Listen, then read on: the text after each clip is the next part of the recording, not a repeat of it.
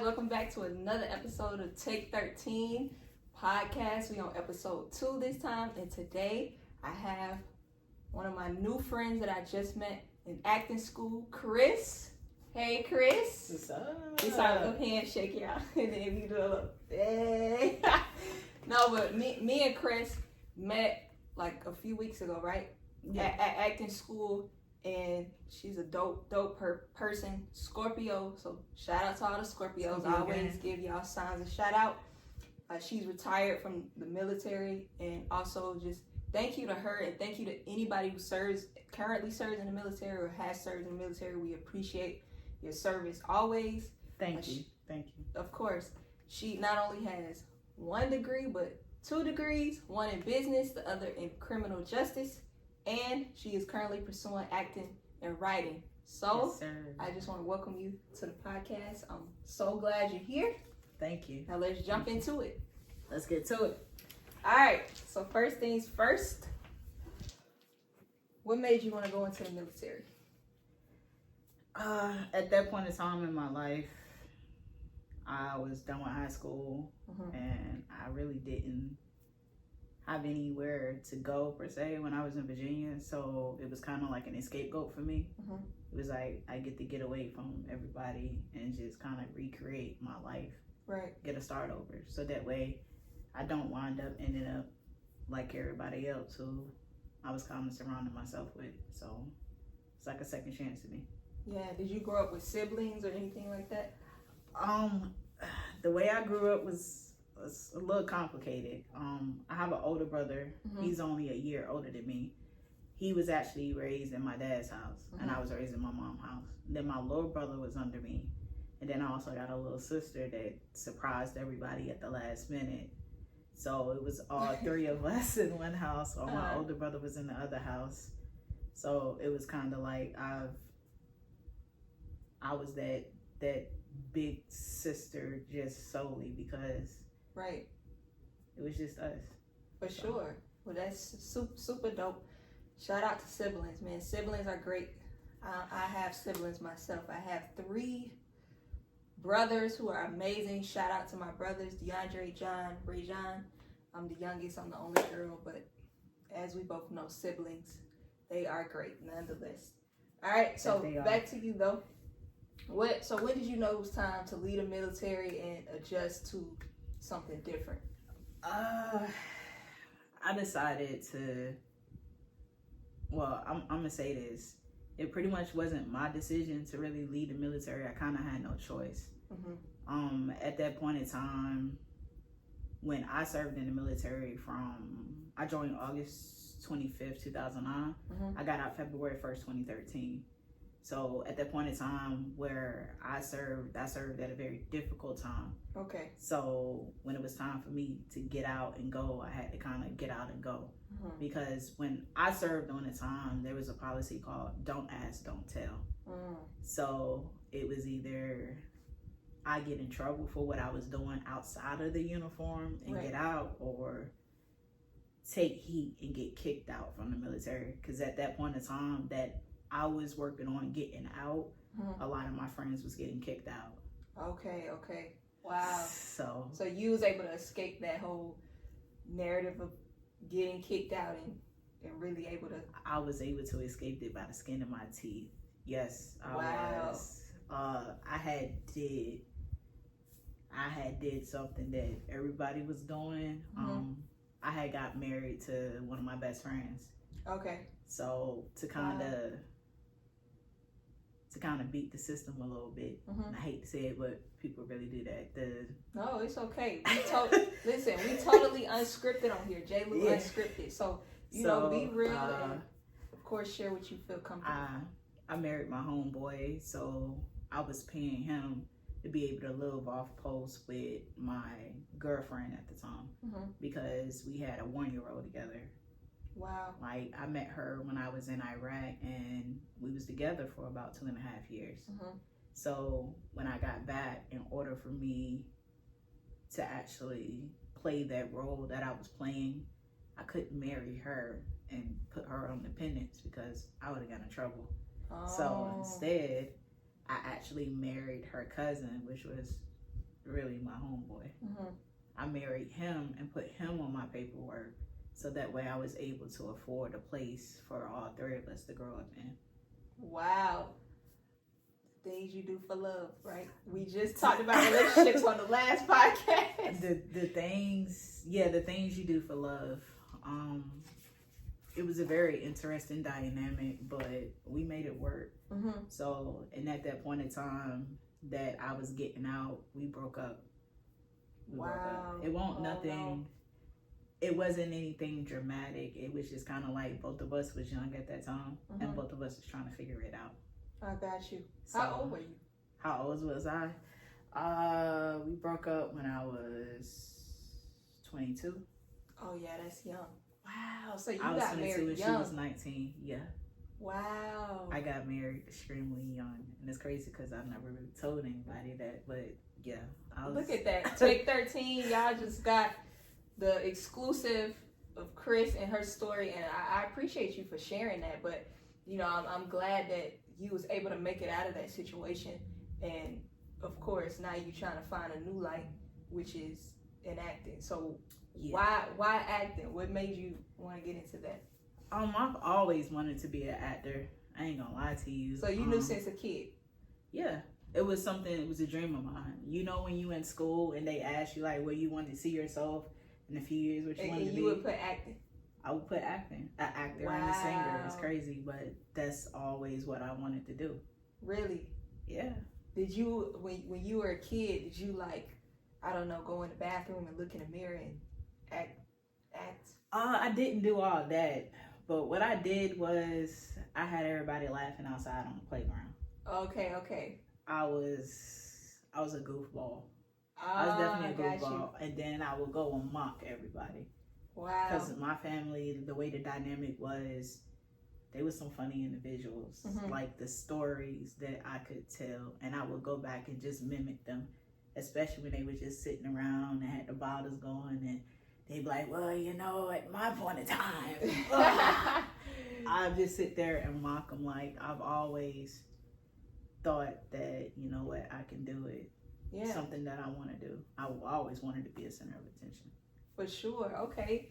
Now, that's kind of maybe a little similar. So for me, when it came to acting, you know, I grew up I was surrounded by sports, just having 3 brothers. But the crazy part is, funny you say that, and I'm actually just now acknowledging it and realizing it now, but I would watch Disney Channel all the time. I did too. And I would look at those characters and just be thinking to myself as a kid, like, I can do that. I really feel like I could do that. And I was thinking of ways I could go out to California, because back then all acting was in LA, right? So I was always thinking of ways that I could get there, but I never had the courage to ask my mom and my dad, because I just never, I didn't think, you know, they would have the money to send me off to California. I really didn't know, you know, the ins and outs of acting or anything like that. And it was one of those things, I guess as a kid, I just thought that dream was too far-fetched for me because of, you know, family and just where we were. I mean, we weren't poor or anything like that, but we lived in Atlanta, and it's like I just didn't think that was possible, you know. So it's crazy you say that, because I had that either, really, I had that dream like tucked in my heart somewhere, and now like it was tucked in a box. Yeah, you put it like, okay, for sure. Because I always thought, like I said, at that point in time when I came out to the world and stuff, and I came out when I was a teenager. It never crossed me. What you mean by came out? Came out as though like I was a lesbian. Like your sexuality. Yeah. Got you. Came out with my sexuality. So at that point in time back then, you know, it was frowned upon. So it was like, man, I ain't never gonna pursue that. Like that ain't never gonna happen. But the world we live in now is nothing like what I grew up in. It's totally different. Like the doors is open for everybody. Right. So. No, that's great, and I'm glad you had the courage yourself to keep pushing, keep fighting. But I definitely want to get into a conversation that we had where we were going over our lines, which you mentioned, you know, one of the barriers for you, or not even barriers, but something that you deal with and go through is family not believing in your dreams and what you want to do, right? You got this acting dream. You want to be a writer. Essentially, you want to be a creator and be in entertainment. But, you know, you talked a little bit about how your family felt about that. So I want you to, you know, let's dive into that a little bit if you don't mind. You know, how do you keep going despite that? The hate pushes me. I ain't gonna lie. It's like I'm a Scorpio, so I don't want nobody telling me what I can or can't do. So if you telling me that I can't do it, it's gonna push me more to be able to do it. And then when I do it, I want to see that look on your face, like, okay. Oh, you want to see the look? I really want to see the look. I want to see the look on everybody's face, because you can sit here and tell me no, you're not gonna do it. It's not made for you. You can say that all you want, but at the end of the day, that's not gonna change what my heart feels. For sure. If my heart feels like I can do it, then I'm gonna go out there and do it. But it's crazy, the people that supposed to be there and supposed to support you are the main ones that's telling you, well, no. But when you get to a certain point and it's like, oh, that's my baby, I'm like, where was this my baby at when it was right, the struggle, when I was trying to get to that point? No, for sure. I definitely understand what you're saying, and just to piggyback off of that, I always know, and I really believe that what's for you is for you, right? And nobody can take that away. Nobody can stop you from getting where you're going, regardless of that. But I think a lot of people do that. Just people in general. I really believe it's a projection of their fears on you, and a projection of the simple fact that because they probably weren't able to dream as big or didn't follow their dreams, because everybody able to dream big, so I won't even say it like that. But maybe, you know, I don't know, people have different backgrounds, you know, they have different circumstances, but, you know, I try to think like why, and I think it's a lot of different things. Projection of fear, projection of, you know, I didn't do it, so I don't want to see anybody else do it. But what do you think it is? I guess from the people that in my family I actually do associate with, when it comes to their mindset, I guess in a sense, from a healed perspective, I can get where they're coming from. It's like they were trapped. They had no way out of the way they grew up and what their dreams had. Right. Like my mom's dream was to become the best hairstylist she can, which she did. She had her own salon. She worked for other salons, but when she caught carpal tunnel in her hand, she could no longer live her dream. And then she couldn't go past the little town in Virginia because she decided to get married and have kids. And then the person that she married, it's my dad. He's all right, but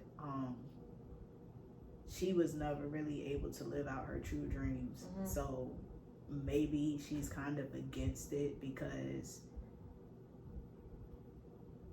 maybe she doesn't want to see me hurt. She doesn't want to see the world take advantage of me. So no, I guess I definitely get that, because it shout out to all the moms out there, parents in general, grandparents, whoever, you know, was your guardian, raised you, whatever.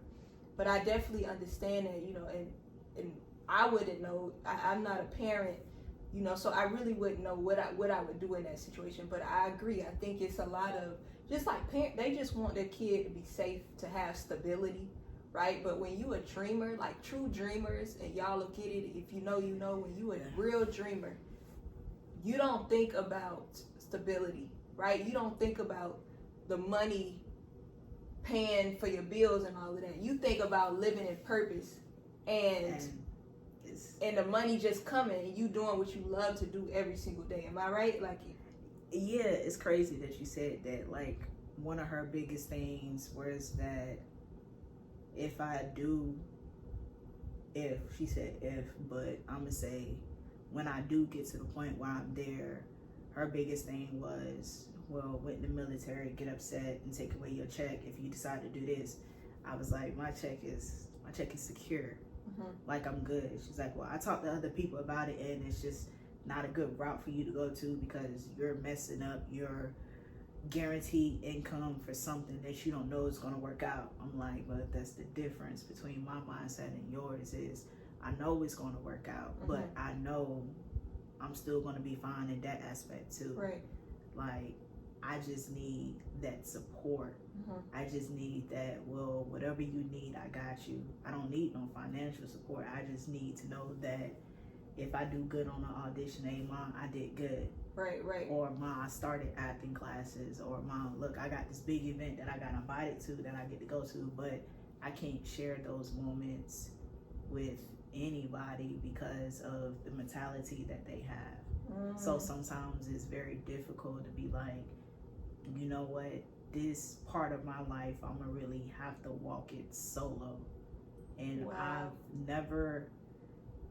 can honestly say I've never felt like I was gonna have to do anything by myself. I knew I was always gonna have like some people in the pocket be like, hey, maybe I could take you with me. But when I started this journey until recently, I've come to realize that I'm gonna have to walk it alone. It ain't nobody in the pocket. It's just like, you gotta leave people where they at in that season. You got to love them from a distance. Right. And that's probably the hardest thing I've ever had to do in life, and be like, it's gonna be all right. It's a different feeling. Wow. So it's so crazy that you say that, and this is a true story I'm about to share. So literally yesterday, me and my mom had a conversation. Shout out to my mom. Love you, Mom. We were having a conversation, similar conversation. My mom, phenomenal woman. She has that corporate mindset, you know, but she did what she, almost like any parent, you know, when we were younger, they did what they had to do. They went and got the job they had to get. They couldn't necessarily be dreamers or dream because, you know, they had to take care of us and make a life for us and themselves. And, you know, I commend my mom for that. But what I was explaining to her is where I want to go is to another level. Like, my mom is the standard, you know, in my family. I feel like, as far as somebody I look up to, you know, and it's a lot of women in my family I look up to. Don't get me wrong, they're doing great things, but, you know, I aspire, you aspire to be, you know, I assume, you know, big, you know, big in this world. I definitely aspire to be somebody great. I aspire to be the person that steps out on faith and gives it my all, like gives it my shot. Like, right. If there's gonna be a big dreamer, it's gonna be me. Right. I was the first in a lot of things when it comes to my family. So it's like, I respect everybody. Don't get me wrong. I respect everybody. Absolutely. I love everybody. I do. But it's like, where I want to go, their minds is mentally not set to go that far. Right. And I wouldn't even, I wouldn't even say it's not, I wouldn't even say it's not capable of going that far, because I think we all capable. It's just the difference from the 1% and everybody else is, like I said, the people who actually take that risk, they move on faith, they just do it, you know, just dreamers that do it. But me and my mom, we were having a conversation and I said, Mom, no disrespect to you or anything, but you can't possibly, we were going back and forth about basically this, and I said, sometimes you can't possibly give me advice. It sounds crazy, but it's real. You can't give me advice of me going somewhere that not even you have been. You know what I'm saying? So for me, I was telling her, like, I listen to you as my mother. I respect what you say, and I take what I know I need to take. Right? That's just like with anybody. Anybody could tell you anything, but if you take everything, you leave no room for yourself, you leave no room for God's voice, right? So I was just explaining to her, sometimes if I'm going a place that nobody has ever been, I can't do it your way. You know what I mean? I know for me, with the whole 9-to-5 jobs, if I get stuck in a 9-to-5 job, because I'm so disciplined, because I work hard, I will stay stuck in that 9-to-5 job. So, you know, even with my life and everything I'm going through, I just feel like God is purposely moving me because he knows I wouldn't move on my own, right? To get to this place that nobody has ever been, at least in my family, that I'm trying to get to. So I totally understand, what you're saying and everything, and I definitely commend you to keep going. And sometimes you gotta walk that path alone. You can't tell everybody your next move. You can't tell everybody what's the hardest about thing, the acting class on Monday. But you know what? Honestly, now that I think about it, it's not me walking it alone. I'm walking within God's purpose. There you go. Because I got God there that's walking with me. I mean, He gonna forever and always be number one. He's above all. Facts. So as long as I have Him, everything else will fall into place, because I know He's not gonna stir me wrong. Oh, hey guys. While we take a quick break, I just want to give a major shout out to Zyrtec. If you know, I'm a former professional athlete, but to this day, I love to work out. But I'm allergic to my sweat. Except Zyrtec keeps me safe, and it keeps me from having an allergic reaction. So if you need some type of allergy medicine, you want to go with the best of the best, I recommend Zyrtec. That was a great conversation, and now I just want to get into like your acting career that you got going. So what steps are you taking to get there, and like what is your vision? You see yourself in movies, TV shows? What is it? So I actually drive Lyft. Okay. So one day I was driving around somebody. Shouts out to this lady named Queenie. She's amazing. I was driving her around, and me and her was having a conversation about why I moved to Atlanta. Because I moved to Atlanta a couple months ago to pursue acting. So she was like, well, I know somebody that works in theater. Like, he's a really big guy. I was like, he is? It's like, yeah, his name is Step Stewart, actually. Okay. He was doing a play in Marietta called Motown. Wow. And I had no idea of nothing about what to do. So she calls him up and was like, Steph, I'm in this lady's car, and she moved out here to pursue acting. Like, can you just, help her out or give her something to do? And he was like, well, she wants to volunteer for the play. She can.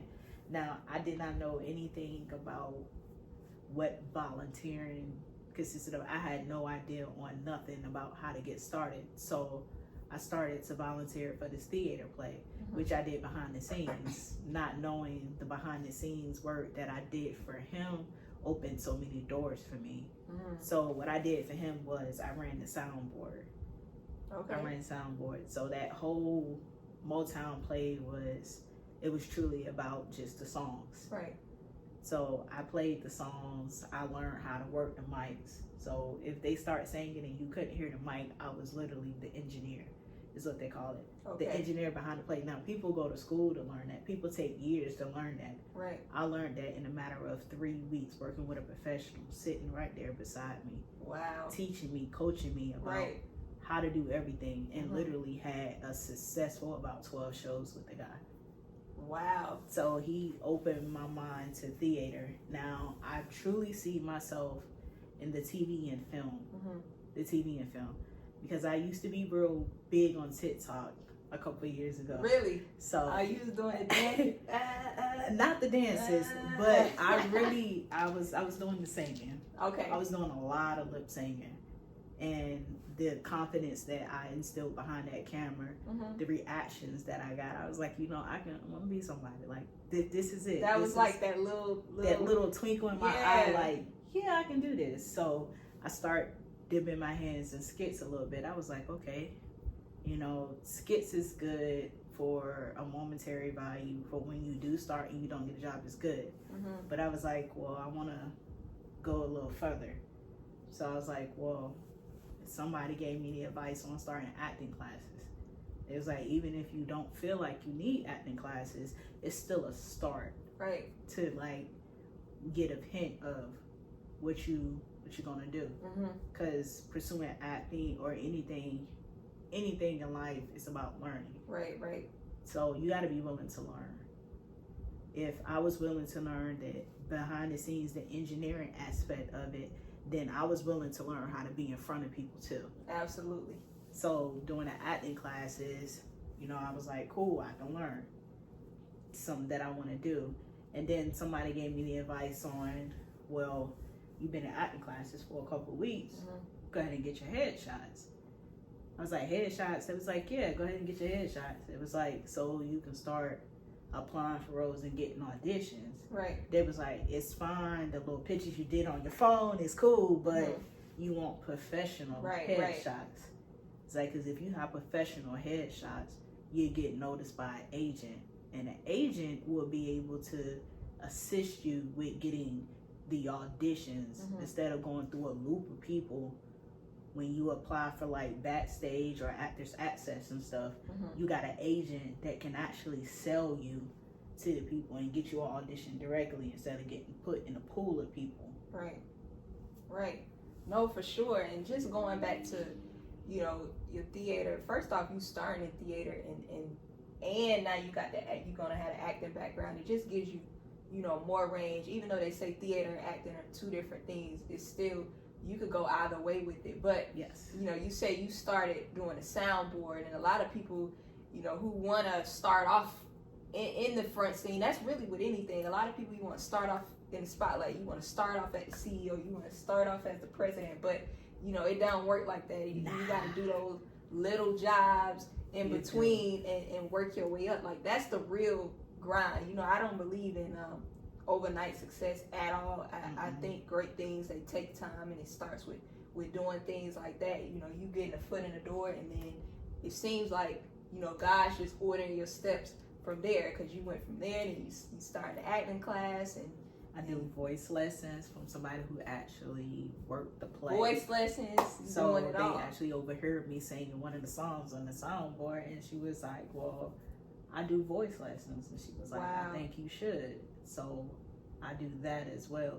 It's so much then came from just that little, well, let me volunteer for this play. It's so much that happened since that point, and really fast. It's an amazing feeling. That's good. Because you got all these strangers sitting here trying to get you to where you're going, that see your potential, and it's like, okay, if y'all see it, then it's about time that I actually start believing it. Yeah. Like, I can do it too. I want to see what y'all see in me. Absolutely. Nobody can believe. It don't matter how many people believe in you. If you don't believe in yourself, that's a shot dream. But the fact that you believe in yourself and you seeing, you know, what God created you to see and be, and just trusting in the vision is great. Now, long term in acting, what do you see? You see yourself on the Shy, BMS? What you doing? We doing TV shows or we going movies? Well, tell the people what we doing. For long term, I see myself starring in a couple movies, a series. Okay. Just like the Divergent or a Harry Potter series. I want to start in my own series. I want to be the highlight. I can see that. And as far as TV goes, I can see myself being on a long-standing TV show like SVU's 20 plus seasons. I want something where I'm going in from the pilot and I want to be there at the 24th season. Wow. Like Grey's Anatomy. I love all those kind of shows. I love Grey's. Shout out to Grey's Anatomy. Shout out to Grey's Anatomy. And New Amsterdam. Yes. Oh my gosh. Like, I want to be on a kind of show like that where it's longevity. Okay. So that way I know I'm a forever. Hey, y'all ready to book another season? Y'all forever ready to do having a job. Forever having a job. But then again, I also want to dig back into the behind the scenes as well. I want to produce as well. Like I said, I'm a writer. So I wrote my own web series, a 10 episode web series that I think is okay. A little bit more tweaking, I think it'd be ready to film, but as far as the future goes, I want to be writing shows, I want to be writing movies. I even want to deal back into the theater, because the theater is what got me started. Yeah. It's what made me realize that, you know what, this is it. This is what I'm passionate about. This is what God intended me to do. So wow. No, that's amazing. That's amazing.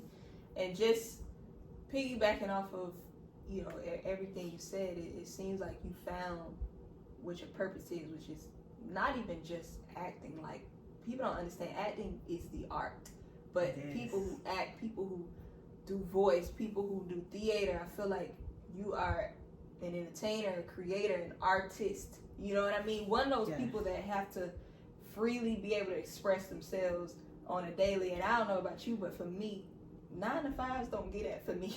And I am a creator. Like, I have to have that ability to stretch my arms and kick my feet out. And I don't mean literally, I mean that, you know, as an analogy, but just being able to be free and create and inspiring people through that. You know, I don't know if you watch TV and you inspired by some of the actors that you see. I definitely, you know, just because their ability to bring to life these characters that we resonate with on a different level sometimes. I think it's the coolest thing in the world. And I know about acting class. I don't know about you, but acting is not easy, you know. And it's not easy, right? I never looked at it as an easy thing, but it's definitely an art. These people work at it, you know. They it's a craft that they work on every single day. That's why I was, you know, we go to Piedmont. I wanted to go to Piedmont and film with you and work with you, you know, outside of that one class we get in a week, because that's the only way that we get better, you know, is to continue to do it. And when we did it, like, we had some good reactions. Yeah, we did. You know, we really did. It's like, I felt a true passion for it. So, you know, that's how I know put in that work. Yeah, that's how I know for me personally. It's an avenue of things, of all of the things that I want to do. You know, but no, I'm happy for you. I think you're gonna do great things. I know you're gonna do. You're gonna do even better things. No, listen, listen. I've come across a lot of people on this journey, and it's crazy because I just started this journey not too long ago, and you're one of the people that I believe is most passionate about it. Wow, that's crazy. Like, trying to meet your energy level, yo, I had to step my game up just a little bit. I'm like, hold up now. I'm just an energetic person. You know, I like to be a light for people. It don't, no matter what, it don't even have to be acting. But you are a light though. That's the thing. I appreciate your light that. Shines bright.